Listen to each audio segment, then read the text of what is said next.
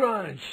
Hello once again, and welcome back to How To Versus, the show that wants nothing more than to teach people a little bit of versus debating. And nothing else! I'm your host, Electricstar, and today our topic is Bloodlust. No, that's Bloody Tears, but, keep playing that while I talk. It's a good song. Bloodlust is as the name implies. When a character is so thoroughly enraged, they essentially are out for blood, wanting nothing more than to take their opponent down. Be it incapacitation, battlefield removal, sadistic bone breaking, or yes, even straight up murder. In versus debating, when a character is bloodlusted, they are at their maximum combat potential. They aren't holding back, they aren't withholding any special abilities, moves, weapons, or techniques, and they most certainly aren't going to be hit with a hefty dose of plot-induced stupidity that prevents them from winning the fight. Wait, what's plot-induced stupidity, you may ask? Well, crap, that's another episode I gotta do. Well, we'll get to PAS later on in the series, don't worry. Back to the main subject. In a typical versus debate, it is a rule of thumb that the opponents in question are automatically bloodlusted unless stated otherwise. But oftentimes you'll see both characters are bloodlusted in order to drive the point home and minimize potential downplay of the characters.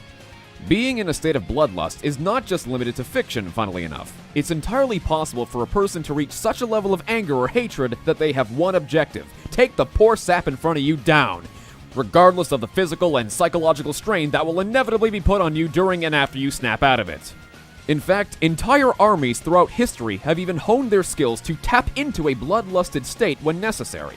Perhaps the most well-known example of this would be the Berserkers, Norse warriors who are widely considered to enter a bloodlusted state when in wartime, granting them physical and combat prowess well beyond that of the average human.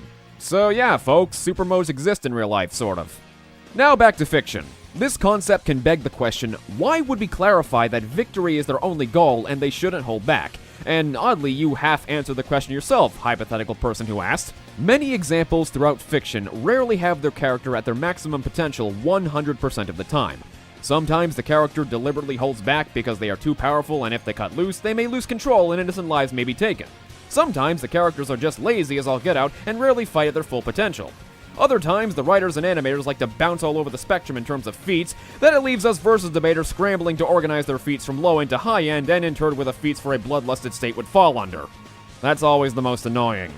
And again, it's a great way to combat downplay, because oftentimes you'll have one guy trying to rig the fight, having one person fight at 100%, while the other person at maybe like 20%. Making sure that both characters are fighting at 100% is a good way to prevent downplay, but even then, you might not be fully successful, because that's versus debating for you. Brings a lot of interesting people. Also, be sure to avoid confusion when there's a character who is genuinely bloodlusted 100% of the time, and is always giving it their all. There indeed are characters like this. Perhaps the most well-known example of a berserker would be the Incredible Hulk. You know, the character whose power is based on their level of anger they're feeling. Yeah, that's kind of the definition of a berserker. Well, more or less.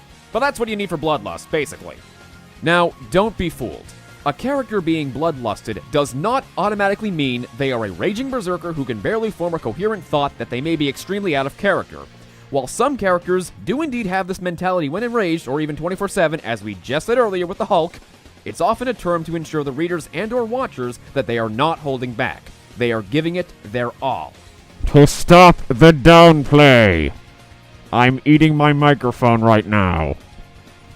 And that's about it. This was a very short topic for an episode, but that's to be expected when you have a topic that's not about tears. But I just know there are going to be some non-tier related topics in verses that are going to take a very long time and be very long episodes.